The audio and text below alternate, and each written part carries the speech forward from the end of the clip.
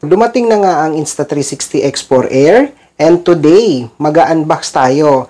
Dahil isa ako sa mga nag-abang nito na i-release ng Insta360. Para sa mga nagtatanong kung saan yung positioning nito, by the way, this is in between X4 and the X5. Kumbaga, this is the X4, this is the X4 Air, and this is the X5. So, it means that guys, kung hanap niyo is talagang high quality na 360 camera, better to go with X5. Alright? Siya pa rin kasi yung pinaka-top of the line today sa market, si X5. Pero, kung overkill naman sa'yo yung features nun, ano ka na satisfied ka na actually with X4, and then dumating to, si X4 Air, it's better po na, ito na yung piliin ninyo. So, bakit siya Air? Actually, nalintulad lang naman to sa iPhone Air, kasi parehas po sila ng bigat with 165 grams. So, wag na natin patagalin. Tara, mag-unbox na tayo. Check natin kung ano yung meron inside the box.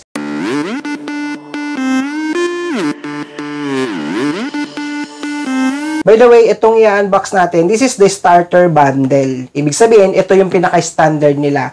So, nasa around 24,490 yung starter bundle. So, ito yung pinaka-affordable na bundle nila. Pero meron pang ibang bundle, visit nyo na lang din yung website nila to check kung ano yung fit for your daily lifestyle or for your activity na ginagawa. Pero para sa akin kasi, I'll choose with starter bundle bukod sa wala akong budget. May mga ano na rin kasi ako existing na Insta360 accessories. Para syempre pwede ko na rin magamit yon dito. Kaya ito yung pinili ko. Check na natin kung ano ang meron inside the box ng Insta360 X4 Air Starter Bundle. Yung pinakalagayan niya, as you can see, meron pa siyang plastic po. Ayan. Alisin na natin syempre yung plastic niya.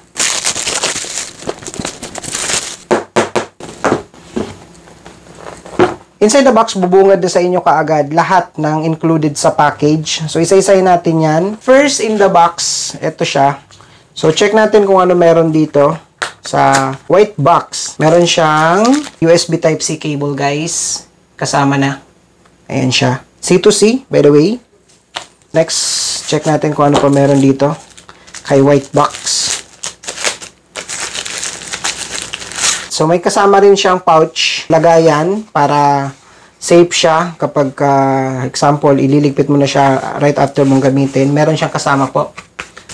Ayun, may kasama siyang pamunas. Marami siyang kasamang mga papel. This is the instruction for the Insta360 Plus Cloud Storage. By the way, they have a free storage kasi. Ayan siya. So, may ano siya, may guide kung paano magamit or maklaim. So, dagdag storage din to guys. Pwede nyo consider to. This one, after sale support. So, meron sila sa WhatsApp, WeChat. Ayan. Kumbaga parang customer service. Tapos ito, yung guidelines. Kasama rin siya inside the box. Ayan siya. The quick start guide. Ayan. Also, they have the X4 battery instruction. Ito, warranty card, nandito din. Instruction on how to change or remove the lens cap. Ayan, meron ditong cleaning sticker na kasama. Magpapalit ka ng cover ng lens. Ayan, so may pang-clean din siya na sticker. Ito po. And syempre, yung pinakamahalaga sa lahat. Ayan. So, the Insta360 official sticker. So, ito yung pinaka-importante, guys. Actually, kahit ako, ito yung hinahanap ko. Sabi ko nga sa mga previous vlog ko ng iba't ibang product, lagi kong hinahanap. Every time na bumibili ako ng isang produkto, lagi akong naghahanap ng official sticker. Ewan ko, tuwan-tuwa lang ako. Minsan, di ko naman siya ginagamit. Wala lang, nakastock lang.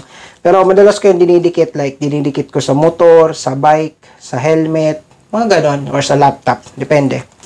Meron siyang kasamang rubber. By the way, this rubber is for the lens cover din or protector din sa lens para kapag itatabi mo, protected pa rin yung pinaka-lens niya, no? Ayan siya. So, kasama na po yan inside the box. Next is this one, yung extra battery, guys. Malaking tulong to kapag medyo more on tuloy-tuloy yung video recording mo. Ayan. Siyempre, ayan, yung kanyang invisible stick. That's included na po sa starter bundle. Huwag na natin patagalin. Let's welcome the Insta360 X4 Air. Ayan siya. Ooh. Ganito, yung actual niya na laki, ganyan. Ayan, ganyan naman siya kakapal, guys. Ito yung pinaka-ano niya, pinaka-lens niya. Ayan. Tapos, this is naman the screen. Para siyang, para siyang matte type. Yung pinaka-ano niya, pinaka-texture niya. Ayan. Ayan. Para siyang matte type, guys. Okay, let's do the first turn on.